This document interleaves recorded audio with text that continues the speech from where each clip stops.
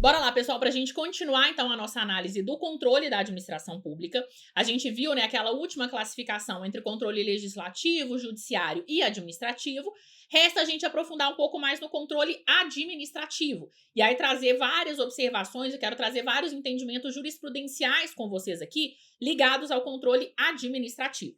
Bora lá, então, para o nosso último ponto, mas que a gente vai ficar aqui nesse bloco trabalhando, que é o controle administrativo. A gente já entendeu que o controle administrativo, ele vai se dar quando a administração pública controla os seus próprios atos no exercício da função administrativa.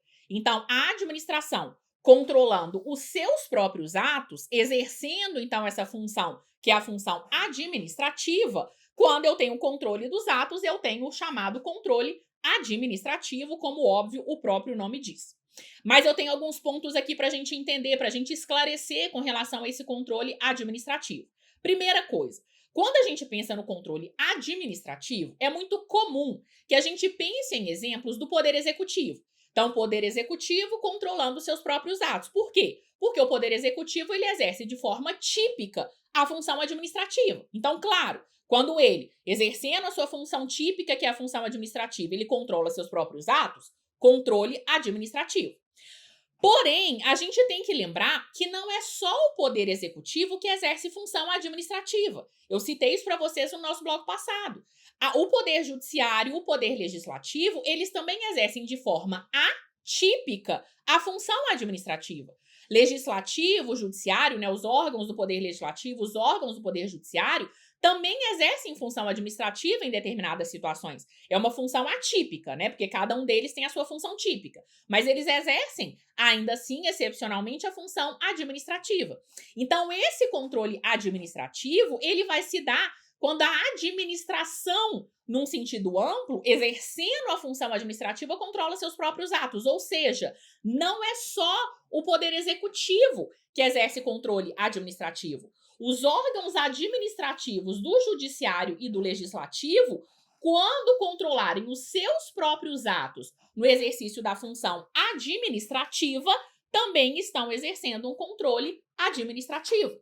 Vamos pensar num exemplo, o Poder Judiciário. O Poder Judiciário, ele exerce a função jurisdicional, né, julga conflitos com caráter de definitividade, ações judiciais, remédios constitucionais. E aí, nesse caso, se ele vai controlar um ato do Poder Executivo, ele está exercendo controle judiciário, porque é a função jurisdicional. Mas o Poder Judiciário, como a gente viu no nosso bloco passado, também exerce a função administrativa, também edita atos administrativos. Vamos imaginar que o Poder Judiciário está fazendo uma licitação. E nessa licitação, ele vai o tempo todo estar editando atos administrativos. E aí vamos imaginar que ele vê que um daqueles atos administrativos ele não está de acordo com a lei, ou ele não tem conveniência, não tem oportunidade. E aí ele anula ou revoga aquele ato administrativo.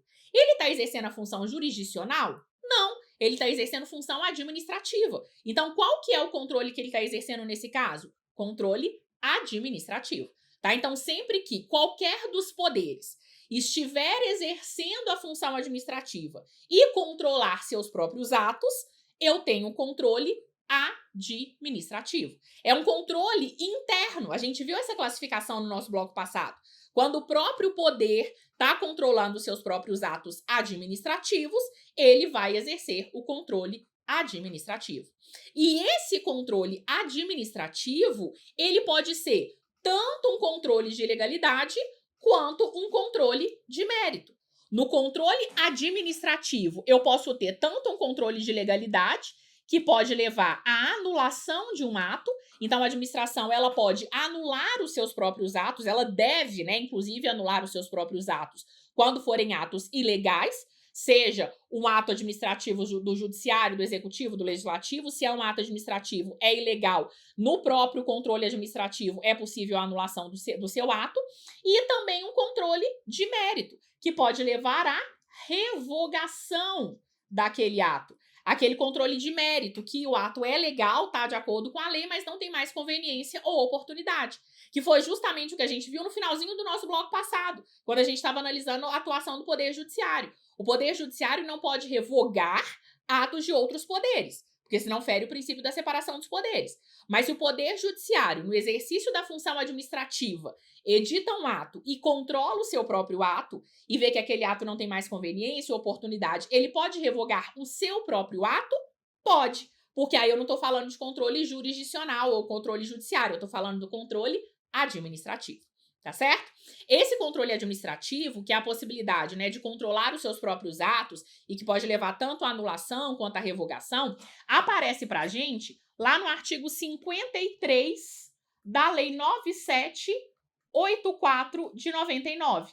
A Lei 9784 de 99, ela traz justamente essa possibilidade da administração pública controlar os seus próprios atos. E aqui a administração é abrangendo qualquer um órgão, seja de qual poder for, que estiver exercendo função administrativa. Então, dá uma olhada lá no artigo 53. Ele fala que a administração deve anular seus próprios atos quando eivados de vício de legalidade e pode revogá-los por motivo de conveniência ou oportunidade, respeitados os direitos adquiridos. Então, eu posso ter tanto a anulação do ato ilegal, que tem um vício de legalidade, então controle de legalidade, e também a revogação do ato por motivos de conveniência ou oportunidade, ou seja, o controle de mérito, tá certo? Então, o controle administrativo, ele pode ser tanto um controle de legalidade quanto um controle de mérito.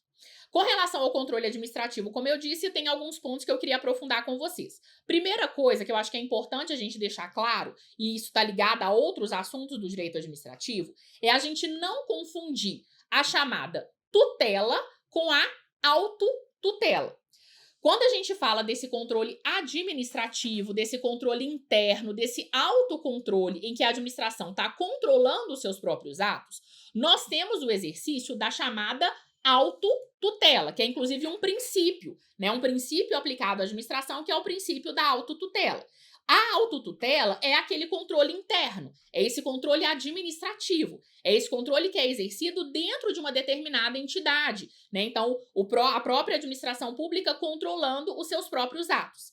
A autotutela, ela é chamada, né, ela é ligada por alguns autores ao chamado controle por subordinação. Por que é um controle por subordinação? Porque muitas vezes, internamente, o superior hierárquico, ele vai controlar o ato do seu subordinado. E aí ele pode anular, ele pode revogar o ato do seu subordinado. Então, tem uma relação de subordinação dentro da pessoa jurídica, União, Estado, Distrito Federal, município, dentro de uma pessoa jurídica da administração indireta, dentro daquela pessoa jurídica, existe relação de subordinação, de hierarquia, que vai levar ao exercício da autotutela, esse controle interno dos atos da administração. A autotutela é diferente da tutela.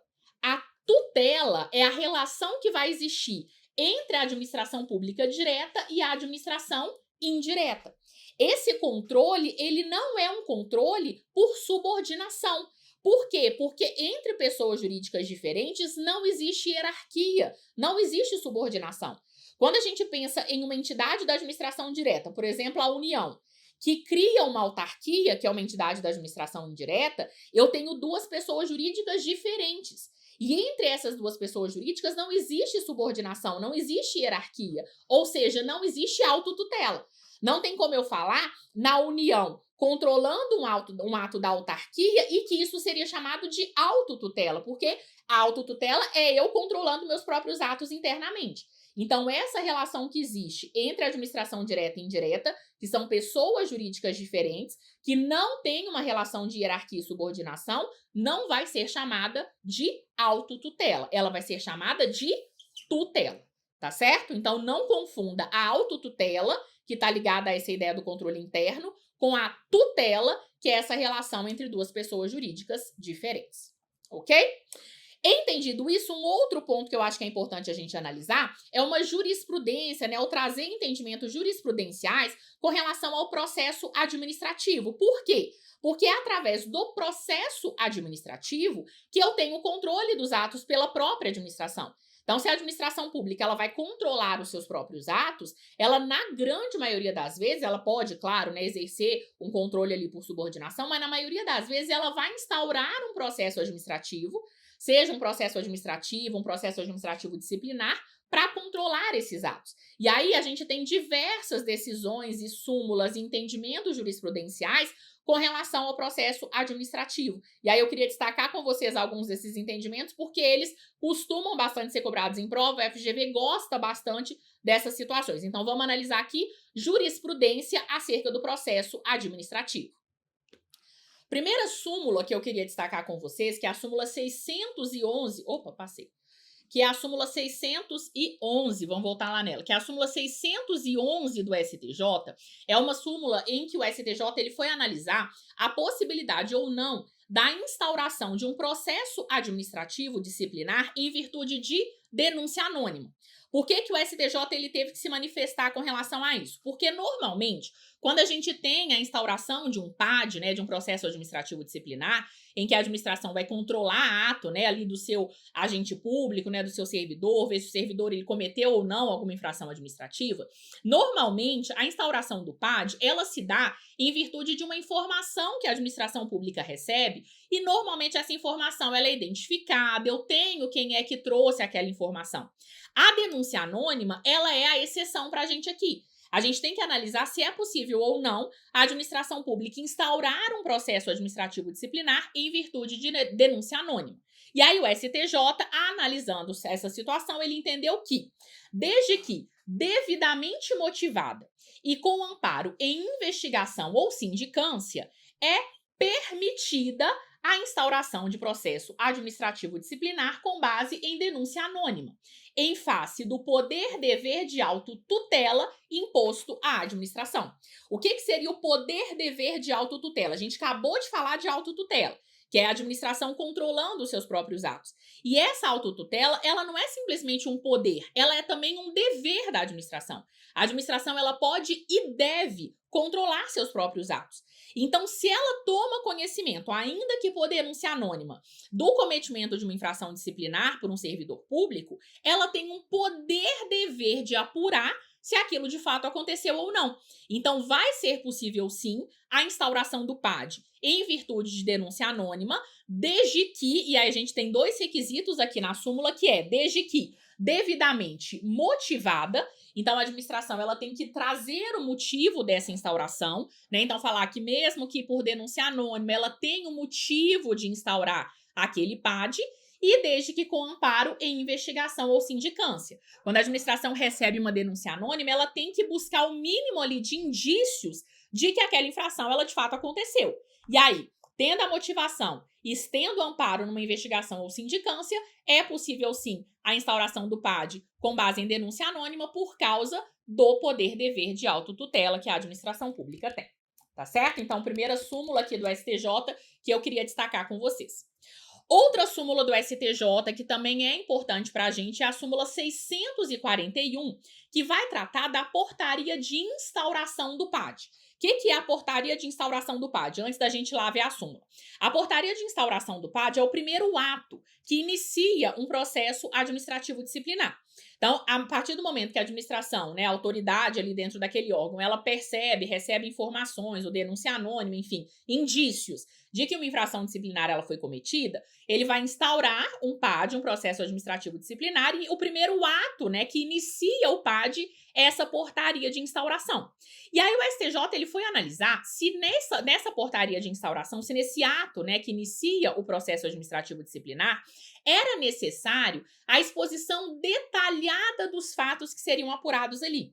Só que pensa pela lógica, tá? Aqui para mim é muito lógico isso. Se o PAD ele tá começando e o PAD é justamente para apurar, para juntar indícios, para juntar provas do cometimento daquela infração disciplinar, não tem como eu querer que no início daquele PAD, daquele processo administrativo disciplinar, eu já tenha todos os detalhes daquela infração. Porque o PAD está sendo instaurado justamente para isso, você concorda? Então, o que o STJ deixou claro para a gente? A portaria de instauração do processo administrativo disciplinar prescinde da exposição detalhada dos fatos a serem apurados. Quando eu falo que a portaria de instauração do PAD prescinde a exposição detalhada dos fatos, eu estou falando que ela dispensa a exposição detalhada dos fatos. Então, não tem que ter a exposição detalhada dos fatos na portaria de instauração. Claro que eu tenho que ter o mínimo ali de indícios, né, daquela infração, mas eu não tenho que ter uma exposição detalhada dos fatos, porque é justamente o que eu estou buscando, né, a apuração daqueles fatos, e só depois da apuração, só depois do PAD, é que eu tenho todos os detalhes daquela suposta infração.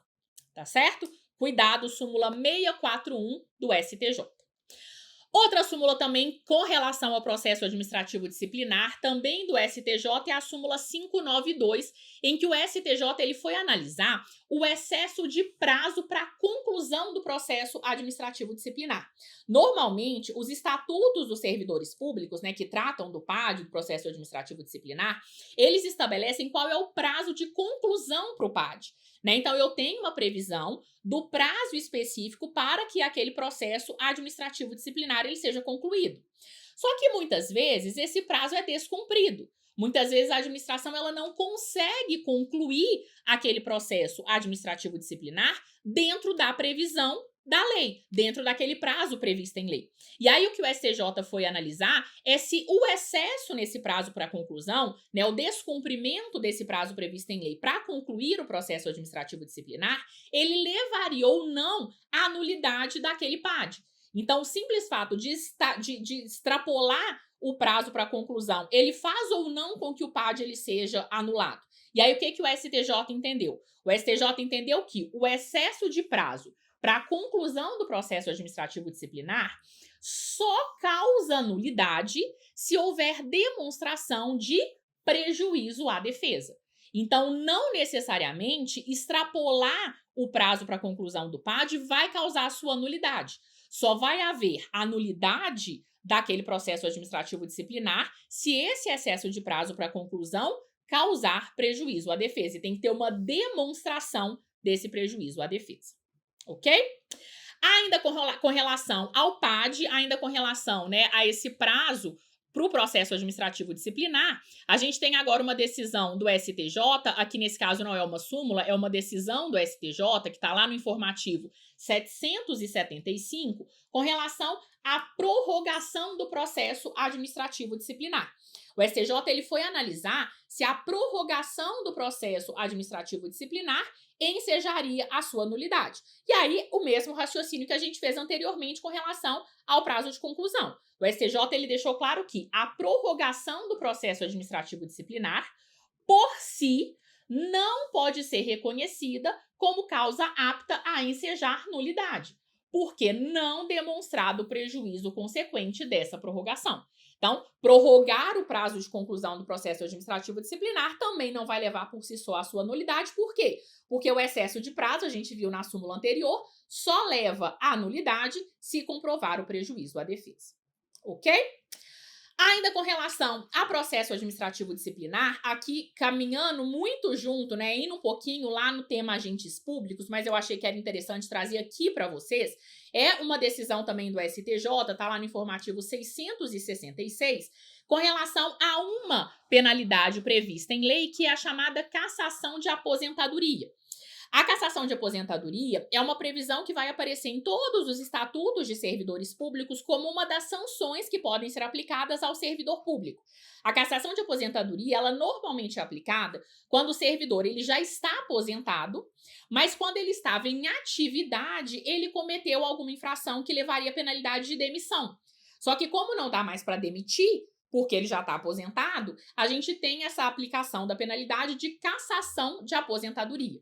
E aí, tanto o STF quanto o STJ, eu trouxe a decisão do STJ, mas a gente também tem decisão do STF nesse sentido, eles foram analisar se a cassação de aposentadoria, ela era ou não constitucional, ela poderia ou não ser aplicada.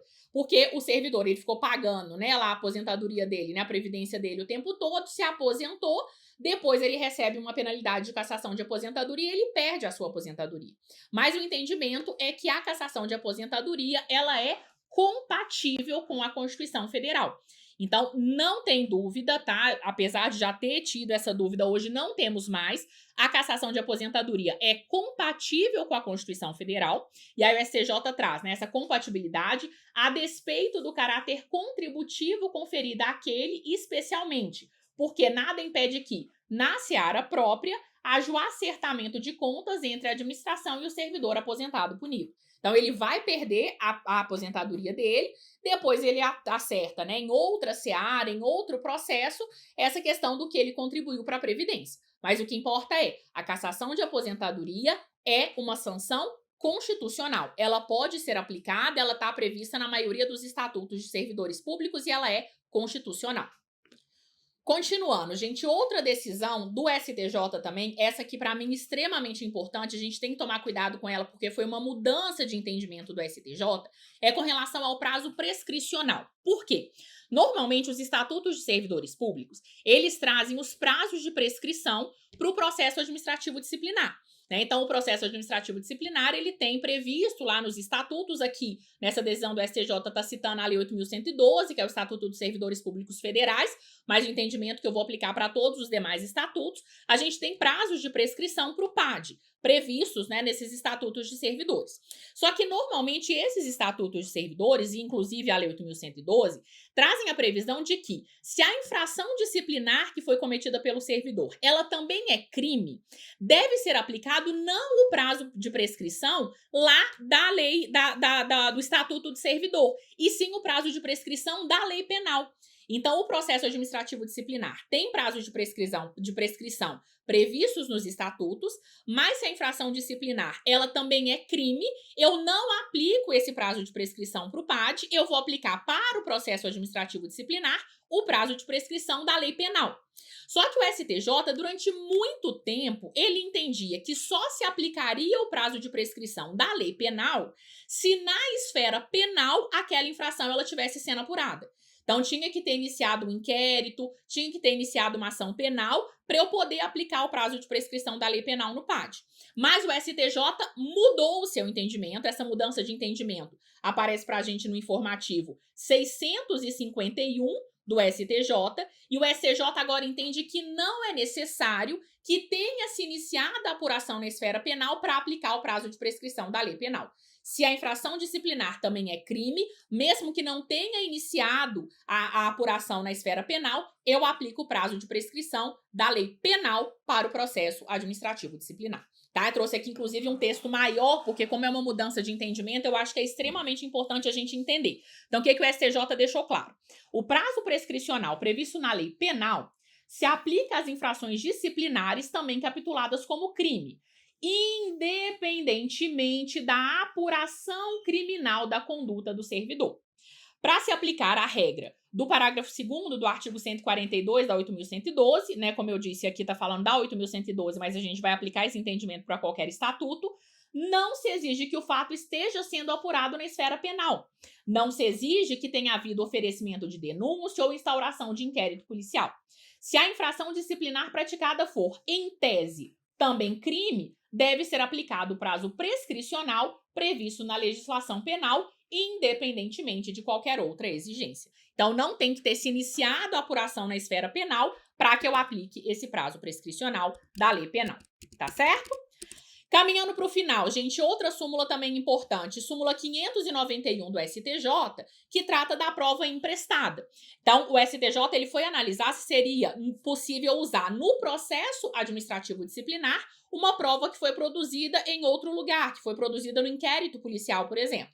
E aí o STJ ele deixa claro que é permitida a prova emprestada no processo administrativo disciplinar, desde que devidamente autorizada pelo juízo competente, né? Então, o juízo competente tem que ter autorizado a produção daquela prova que eu estou usando emprestada no PAD e, claro, respeitados contraditório e ampla defesa. Súmula 591 do STJ. Ainda com relação à prova, eu trouxe também uma decisão mais recente, relativamente mais recente do STF, é uma decisão, inclusive, de repercussão geral, tá lá no informativo 1079, em que o STF ele foi analisar a utilização de provas ilícitas em processo administrativo de qualquer espécie. E aí, o que obviamente, o STF falou? Que são inadmissíveis em processos administrativos de qualquer espécie provas consideradas ilícitas pelo Poder Judiciário. As provas declaradas ilícitas pelo Poder Judiciário não podem ser utilizadas, valoradas ou aproveitadas em processos administrativos de qualquer espécie. Então, eu posso usar uma prova, inclusive uma prova emprestada, como a gente viu, mas tem que ser uma prova lícita. A prova ilícita, ela não pode ser usada, não pode ser valorada, não pode ser aproveitada em nenhum tipo de processo administrativo. Também com relação à prova, a gente teve uma análise do STJ, tá lá no informativo 747, com relação à anulação de provas em processo criminal. Então vamos imaginar que eu estou usando em um processo administrativo disciplinar uma prova emprestada, uma prova que foi produzida na esfera penal, mas que eu estou usando como prova emprestada porque a gente viu que vai ser possível essa prova emprestada respeitados os requisitos lá da súmula. Mas vamos imaginar que essa prova ela foi anulada lá no processo criminal. E aí o que o STJ falou pra gente? Que, sendo anuladas provas produzidas no processo criminal, essas deverão ser excluídas do processo administrativo disciplinar. Então, se a prova foi anulada lá, eu vou ter que excluí-la do PAD também. Mas isso não contamina a legalidade da utilização de provas produzidas de forma independente pela comissão disciplinar do PAD. Então, as demais provas que foram produzidas na esfera administrativa vão continuar sendo utilizadas. Mas a prova que foi anulada, né, que foi produzida no processo criminal e anulada, ela tem que ser excluída do processo administrativo disciplinar. Depois, para a gente finalizar, uma última súmula, uma súmula recente do STJ, que é a súmula 674, que foi analisar a questão da fundamentação no processo administrativo disciplinar. E aí o STJ ele deixa claro para a gente que a autoridade administrativa ela pode se utilizar de fundamentação per relacionem nos processos disciplinares, ou per relationem nos processos disciplinares, ou seja, a gente pode ter num processo administrativo disciplinar aquela motivação aliunde, ou seja, a administração pública ela pode motivar a sua decisão num processo administrativo disciplinar em outros atos fora do processo administrativo disciplinar. Tá certo? Finalizamos aqui todos esses pontos que eu queria destacar com vocês, né? Jurisprudenciais com relação a processos administrativos. A gente finaliza aqui, então, a nossa análise do controle da administração.